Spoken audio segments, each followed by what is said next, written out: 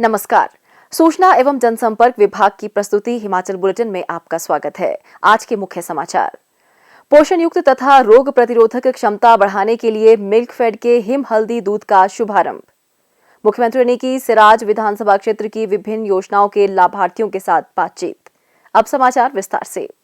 मुख्यमंत्री श्री जयराम ठाकुर ने आज पोषण युक्त तथा रोग प्रतिरोधक क्षमता बढ़ाने के लिए मिल्कफेड के हिम हल्दी दूध का शुभारंभ किया। उन्होंने वीडियो कॉन्फ्रेंस के माध्यम से राष्ट्रीय डेयरी विकास कार्यक्रम के तहत मंडी, शिमला और कुल्लू जिले के दुग्ध उत्पादकों को प्रोत्साहन राशि वितरित की और उनसे बातचीत भी की। मुख्यमंत्री ने कहा कि हल्दी दूध पेय डिटॉक्स ड्रिंक है, जिसमें anti hangover, anti oxidant, anti inflammatory और रोग प्रतिरोधक क्षमता विद्यमान है। उन्होंने आशा व्यक्त की कि यह पेय आम जनता के बीच लोकप्रिय होगा। श्री जयराम ठाकुर ने कहा कि राष्ट्रीय डेयरी विकास कार्यक्रम के तहत मिल्कफेड ने आज 835 दूध उत्पादकों के बैंक खातों में कुल 16,70,000 रुपए हस्तांतरित किए। प्रत्येक दुग्ध उत्पादक के बैंक खाते में प्रोत्साहन राशि के रूप में 2,000 रुपए हस्तांतरित किए गए हैं।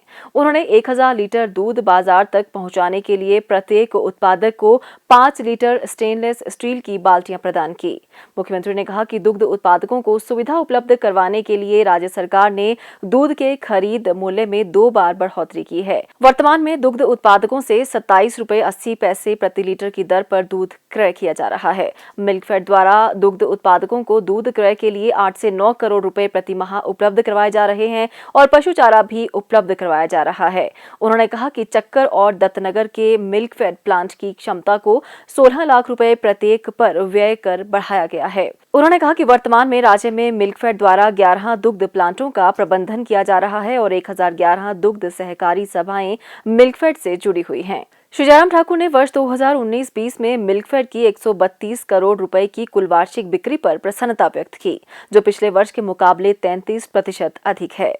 उन्होंने कहा कि कोविड महामारी में भी मिल्कफेड ने अपनी गतिविधियां जारी रखी और किसानों से दूध प्राप्त किया। मुख्यमंत्री ने कहा, किसी की बॉडी में इम्यूनिटी कम हो जाती है, प्रतिरोध की क्षमता कम हो जाती है, तो दूध अगर हम ऐसे भी पिए, ऐसे भी उपयोग करें, उससे भी इम्यूनिटी बढ़ती है। लेकिन हल्दी डाल करके पिए तो उससे और भी ज्यादा, वो बहुत ज्यादा जो है इम्यूनिटी को जो है मजबूत करता है, शरीर की प्रतिरोध की क्षमता को बहुत ज्यादा जो है मजबूत करता है। और इस वायरस से लड़ने के लिए सबसे ज्यादा अगर जरूरत है, वो इसी चीज की जरूरत है। वो जरूरत है कि आपके शरीर में अगर उस वायरस से लड़ने की क्षमता है, तो वायरस अगर छोटा मोटा आ भी जाता तो वो अपना असर नहीं कर पाता है।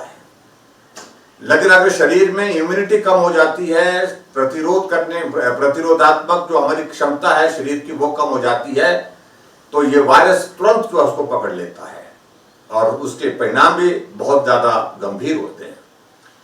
ऐसे दौर में आप लोग ने ये जो हिम हल्दी दूध जो है आपने शुरू किया, ये एक बहुत बेहतरीन शुरुआत है और बेहतर समय में, ऐसे वक्त में जो आपने शुरू किया है, उसके लिए मैं आप सबको बहुत बहुत बधाई देता हूं।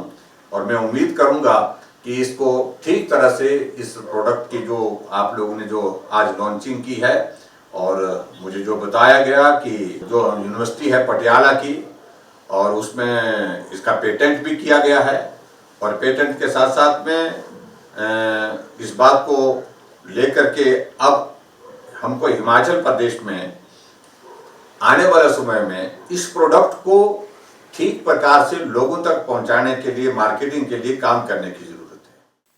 मुख्यमंत्री श्री जयराम ठाकुर ने वीडियो कॉन्फ्रेंसिंग के माध्यम से सिराज विधानसभा क्षेत्र की विभिन्न योजनाओं के लाभार्थियों के साथ बातचीत करते हुए कहा कि राज्य सरकार ने गरीबों और दलित वर्गों के सामाजिक आर्थिक उत्थान के लिए कई योजनाएं आरंभ की हैं। उन्होंने कहा कि राज्य सरकार का प्रयास है कि प्रदेश द्वारा चलाई गई नीतियों और कार्यक्रमों का लाभ राज्य के आर्थिक रूप से निम्न वर्ग को मिलना सुनिश्चित हो सके। मुख्यमंत्री ने कहा कि यह पहली बार है कि राज्य सरकार ने विभिन्न आवासीय योजनाओं के तहत राज्य में 10,000 घरों के निर्माण का लक्ष्य रखा है। उन्होंने कहा कि मुख्यमंत्री राहत कोष संकट की घड़ी में राज्य के गरीब लोगों के लिए वरदान साबित हुआ है। श्री जयराम ठाकुर ने कहा कि महिलाओं को रसोई के धुएं से राहत दिलाने के लिए राज्य सरकार ने हिमाचल गृहिणी सुविधा योजना भी आरंभ की है। उन्होंने कहा कि अब तक पात्र परिवारों को 2.78 लाख से अधिक मुफ्त गैस कनेक्शन प्रदान किए जा चुके हैं और हिमाचल प्रदेश देश का पहला धुआं मुक्त राज्य बन गया है। मुख्यमंत्री ने कहा कि राज्य सरकार के वर्तमान कार्यकाल के दौरान प्रदेश के ग्रामीण विकास विभाग द्वारा ग्रामीण क्षेत्रों के विकास के उद्देश्य से कई योजनाएं आरंभ की गई हैं। मुख्यमंत्री 1 बीघा योजना सफल साबित हुई है क्योंकि इसका लाभ उठाने के लिए लगभग 5,000 परिवारों द्वारा अपना पंजीकरण करवाया गया है। श्री जयराम ठाकुर ने कहा कि केंद्र सरकार किसान समुदाय के कल्याण के लिए हमेशा तत्पर रहती है। प्रधानमंत्री किसान सम्मान निधि योजना के तहत राज्य में लगभग 9,12,078 किसान लाभान्वित हुए हैं। राज्य में 977 करोड़ 77 लाख रुपए पात्र किसानों को आवंटित किए जा चुके हैं। मुख्यमंत्री ने कहा कि मार्च से मई 2020 तक राज्य में कोविड-19 महामारी और लॉकडाउन के कारण पुष्प उत्पादकों को लगभग 15 करोड़ 77 लाख रुपए का नुकसान हुआ है। उन्होंने कहा कि इसके मद्देनजर राज्य सरकार ने प्रभावित पुष्प उत्पादकों को 4 करोड़ रुपए की वित्तीय सहायता राहत प्रदान करने का निर्णय लिया है।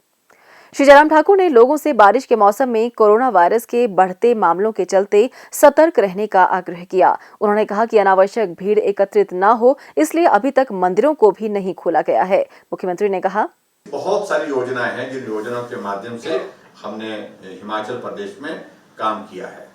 तो ऐसी योजनाओं के माध्यम से जिनको लाभ मिला है उनसे हमारी कोशिश होती है कि हम बीच में मिलते रहें, बातचीत करते रहें। उस योजना के अंतर्गत जो लाभ उन्होंने लिया है उस लाभ को बाकी लोग भी लें, और उसमें कोई काम करते हुए कठिनाई आए, कोई अनुभव ऐसा है तो उसका समाधान कैसे हो सकता है, उन सारी चीजों को लेकर के भी बात करें। तो उसके लिए हमने पूरे हिमाचल प्रदेश में सभी विधायकगण अपने अपने विधानसभा क्षेत्र के अंतर्गत ऐसे कार्यक्रमों को जो है जुड़ करके, टेक्नोलॉजी के माध्यम से जुड़ करके जो लाभार्थी हैं, अभी तो यहाँ तो हमने सब एक साथ जोड़े, लेकिन जो विधायक हैं उनके पास समय ज्यादा होता है हमारी तुलना में, और इसलिए उनको हमने कहा कि तुम एक एक स्कीम का करो। तो ऐसा बहुत सारा कार्यक्रम पूरे हिमाचल प्रदेश में चल रहा है। आज हमारा विधानसभा क्षेत्र के अंतर्गत जो जितने भी हमारे साथी से आज बातचीत हुई, जल्दी में हुआ, सब लोगों से संपर्क नहीं हो पाया, लेकिन उसके बावजूद भी ऐसी कोशिश की, हमने प्रयास किया कि ऐसे जो लाभार्थी हैं जिनको किसी योजना के अंतर्गत सरकार की ओर से, प्रदेश सरकार या केंद्र सरकार दोनों में से किसी की ओर से जो लाभ मिला है, उस लाभ के लिए हम उनके साथ संवाद करें, बात करें और उनको इस काम के लिए बधाई भी दें।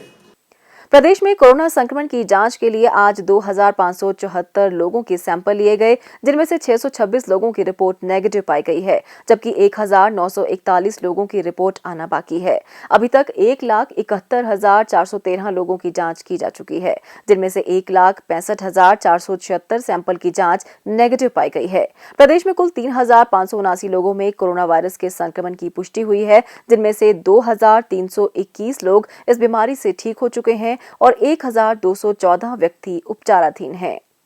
हिमाचल बुलेटिन देखने के लिए सब्सक्राइब करें YouTube channel DPR Himachal, follow करें ट्विटर @DPRHP, लाइक करें Facebook page information and public relations department Himachal Pradesh. इस अंक में इतना ही, कल फिर होगी मुलाकात। दीजिए इजाजत, नमस्कार।